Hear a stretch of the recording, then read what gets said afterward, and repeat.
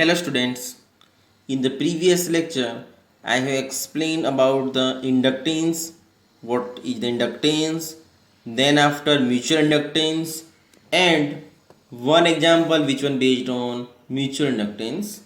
Now today I will explain self-inductance in this lecture and then one example which one based on self-inductance. So just see what is self-inductance. Now, as I have explained in the previous theory, in mutual inductance, actually there are two coil. One is inner coil and another is outer coil. When in the inner coil, suppose when current is flow in inner coil, at that time what happened? Actually the flux which was linked with the outer coil, so their EMF is induced. That means when current flow in one coil, at that time EMF is induced in another coil, so that one is mutual inductance. But in self inductance, actually in this one what happened, it is also possible that EMF is induced in single isolated coil.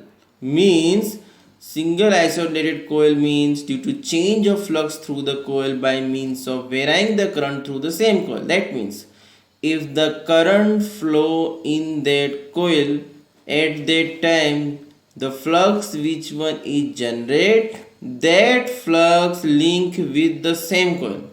Okay, in the previous theory that flux link with the another coil, so that one is mutual inductance. But in self inductance, that coil means the flux which one is generated from that coil, that flux link with the same coil, so EMF induced in the same coil, so that one is called self inductance. Okay, so this phenomena is called self induction. In this case, flux linkage through a coil of n turns. Suppose that at their n turns, at that time what happened means again n phi b. Phi means flux, which one is proportional to current. Okay, so this one is proportional to, so 8 here proportional to means 8 here equal to Li, where L is equal to self inductance of coil, where L equal to self inductance of coil. It is also called the coefficient of self induction of the coil. Fine.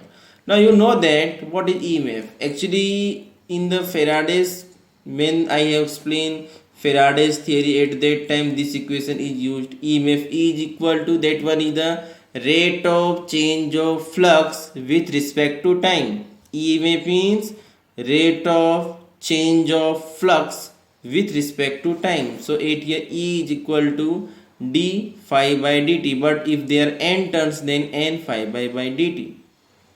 Now you know that n phi b is equal to Li. You know that n phi b is equal to Li. So just put this value in this one, so you will get d Li by dt, means L is, that one is constant, so L di by dt. Now 8 here minus sign. Why minus sign? Because this self-induced EMF always oppose any change of current in the coil, so 8 here minus sign is used. Okay. Now, okay, it is possible to calculate the self-inductance for circuits with simple geometries. Let us calculate the self-inductance of a long solenoid of cross-sectional area A. So 8 here, now the cross-section area A, length L and n turns per unit length. Just understand what I want to say, that 8 here the area is A, capital A, length, that one is small l, n turns per unit length. So the magnetic field, you know that magnetic field means mu 0 Ni. Okay, mu 0 Ni. So n phi b is equal to 8 here mu 0 Ni, area means A, and 8 here Nl.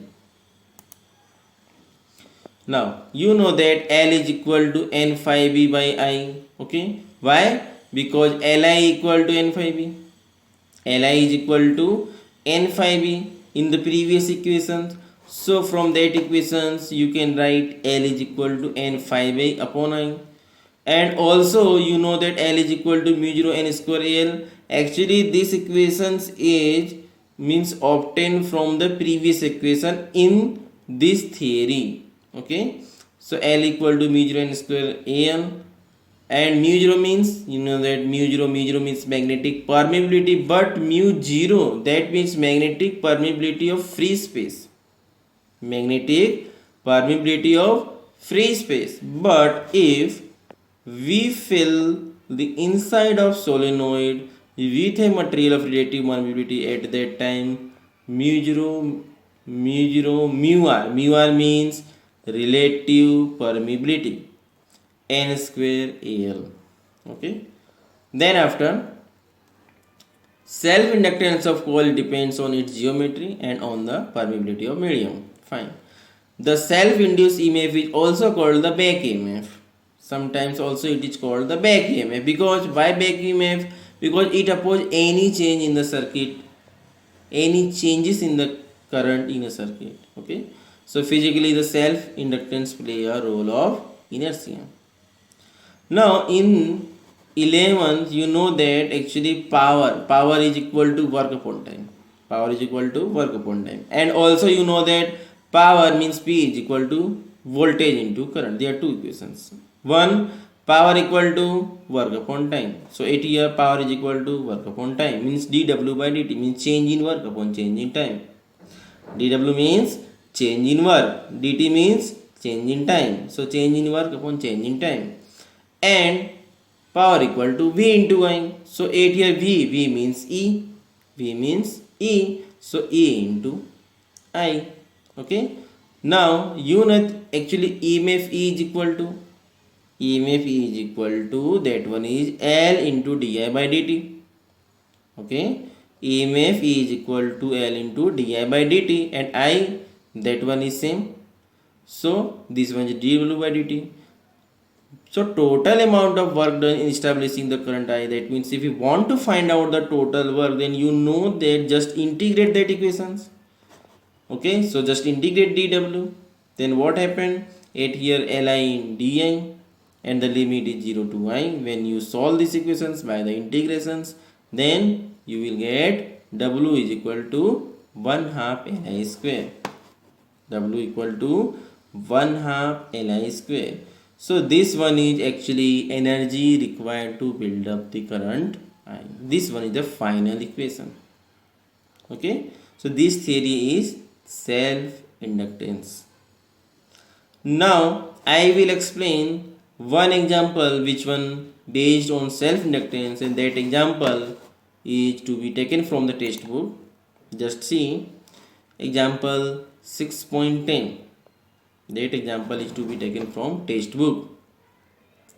So first of all, what the example want to say, that just see, obtain the expression for magnetic energy stored in a solenoid in terms of magnetic field B, area A and length L of the solenoid, and the B is how does the magnetic energy compare with the electrostatic energy stored in the capacitor. Means you want to just compare the magnetic energy with electrostatic energy in capacitor.